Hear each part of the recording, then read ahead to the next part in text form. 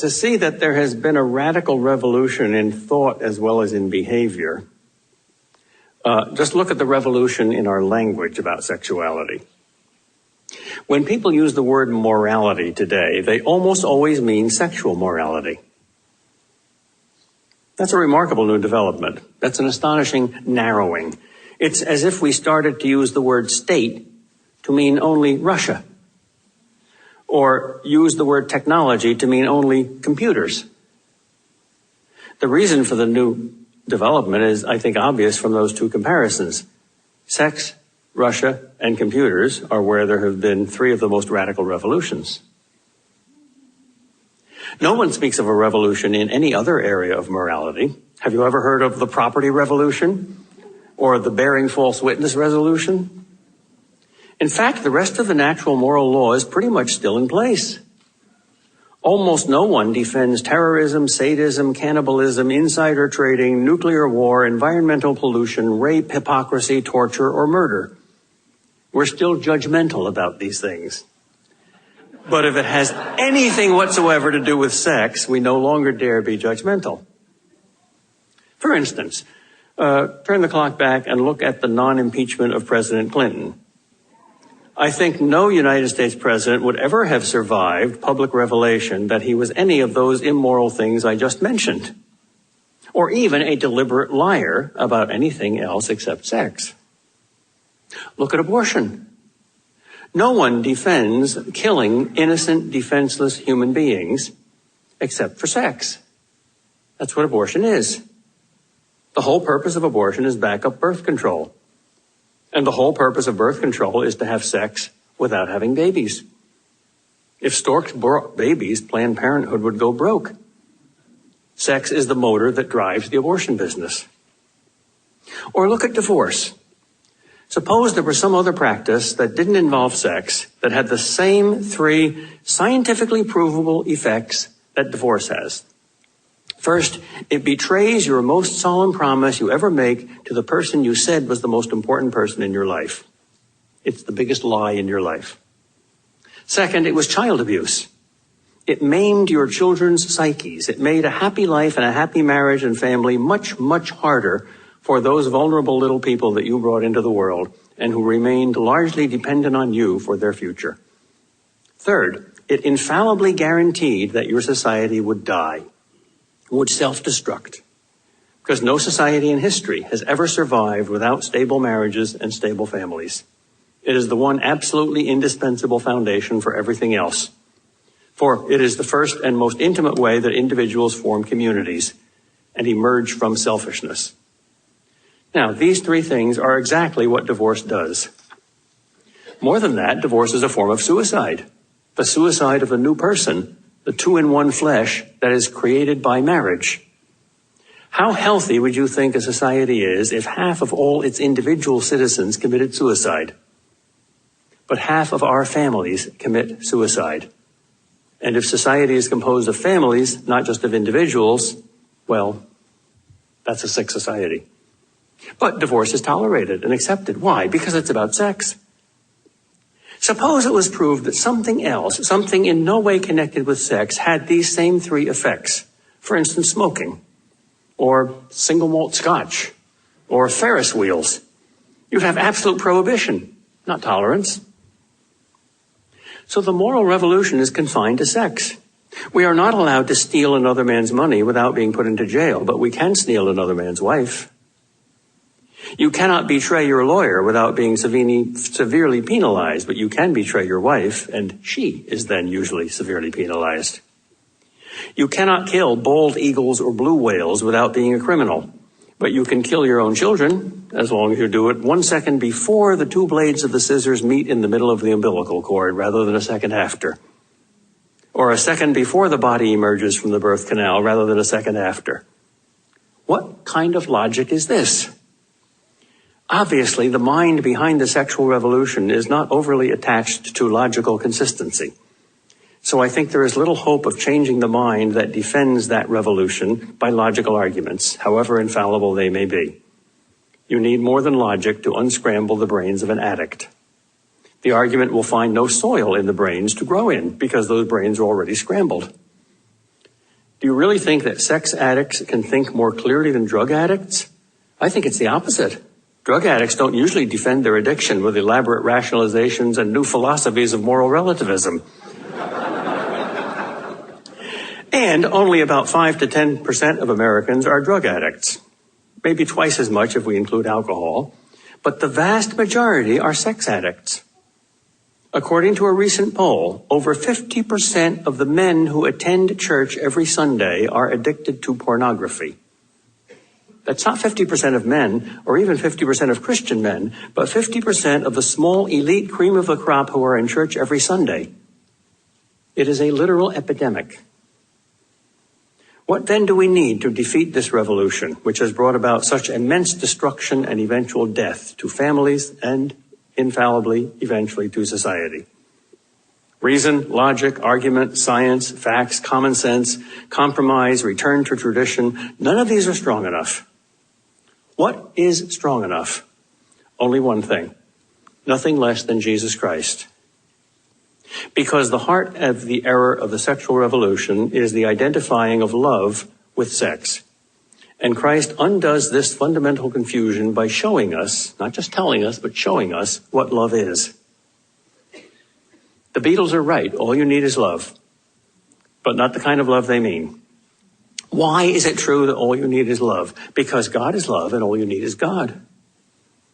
If you have God plus 10 million other things, and if I have God alone, you don't have a single thing more than I do. Love and the lack of love transforms everything else. Remember Detroit and Hawaii. Christianity centers on two equations. God is love and love is Christ. Look at the second equation. You want to know what love is? Look at Christ. 1 Corinthians 13, the most popular chapter in the Bible, read at nearly every wedding, is a description of Christ. It's not an abstract definition of an ideal. It's a concrete description of the historical fact of Jesus Christ.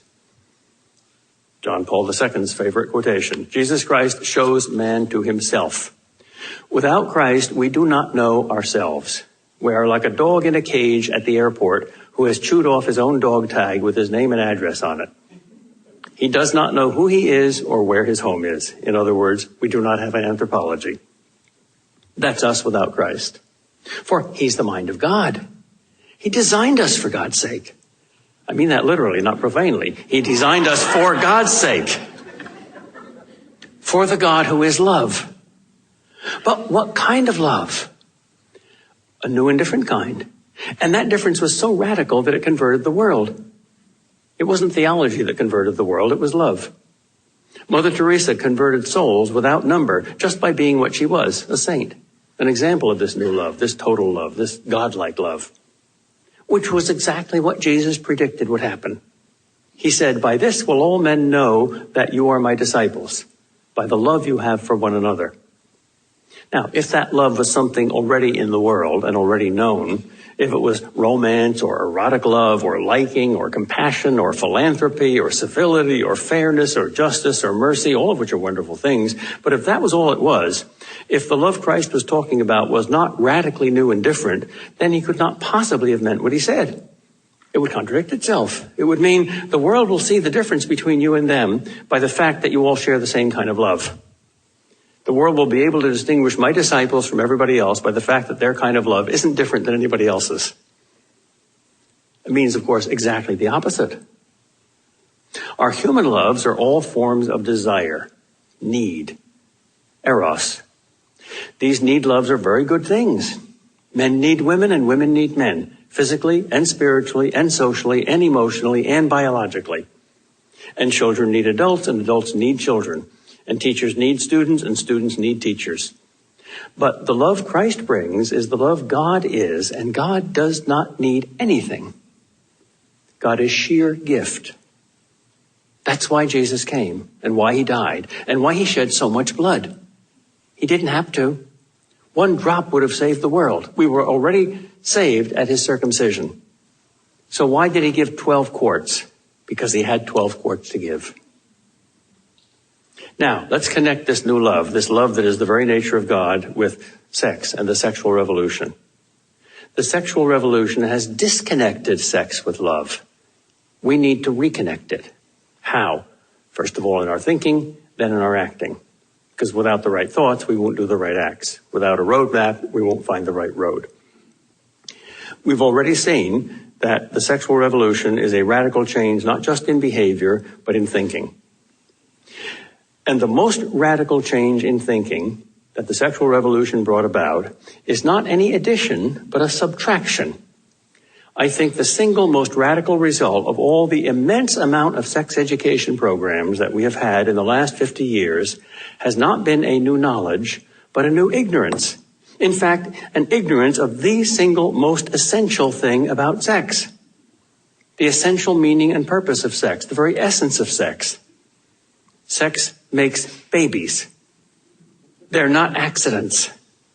Pregnancy is not a disease. Babies are what sex does if you let it do its thing. Sex makes new immortal persons. Sex is incredibly, magically, supernaturally creative because it images the Creator. It's part of the image of God. That's why the first time the Bible mentions the image of God in Genesis, it immediately mentions sex. And God created man in his own image. In the image of God created he him. Male and female created he them. We moderns think sex is for us. It isn't. It's for our children. We moderns think we're so enlightened because we're not legalists anymore. We're personalists. We think about people, not about laws and rules and commandments. We think of the people who make sex, and we want these people to have fun and be happy, which is fine. But we're so fixated on the fact that people make sex that we've ignored the fact that sex makes people. But we've redesigned it so that it doesn't make people anymore.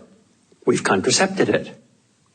But since that is God's way of creating, we have contracepted God. No official teaching in the church's 2,000-year history, no official document has ever been so hated, despised, ignored, and disobeyed as Humanae Vitae. What's the most unpopular teaching of the church today? Nothing comes even close. It's the teaching of the church about sex that is by far the main reason the world hates it and fears it. For the church is judgmental about our society's addiction, our society's real religion. False religion, false gods can be overcome only by true religion, by the true God. Humanae Vitae was prophetic. The pill was a nuclear bomb. It split the atom of the family by splitting the atom of sex, splitting its pleasure from its fruit, its unitive from its procreative end, splitting sex from life. So how does Christ revolutionize the sexual revolution? Not simply by turning back the clock, not by a new Victorianism, not by opposing religion to sex, but by showing their real and profound connection. What is that connection? It's exactly the opposite of what Freud thought it was. Freud argued that religion is only a poor substitute for sex. Christ shows that sex is a poor substitute for religion. For real religion, that is. A kind of religion Freud knew nothing about. Freud thought love was only camouflaged lust. Christ knew that lust was camouflaged love. If Freud were right, it would logically follow that the more sex you have, the less religion you want. So that happily married people who have a lot of happy sex would become atheists. It doesn't happen. The predictions are not verified. The data falsify the theory. Sexually active people don't automatically become atheists, even in college. The college hookup culture has turned colleges into free whorehouses, a randy man's impossible dream. But even these men and their free whores are not happy atheists. They're neither atheists nor happy. Satisfying their sexual hunger is not satisfying their spiritual hunger any more than it did for St. Augustine. So the evidence seems to point to the fact that God isn't a poor substitute for sex, but sex is a poor substitute for God. But let's be honest, among all the substitutes for God, sex is a pretty darn good one. Why? Because it's an icon of God. Eros is an image of agape.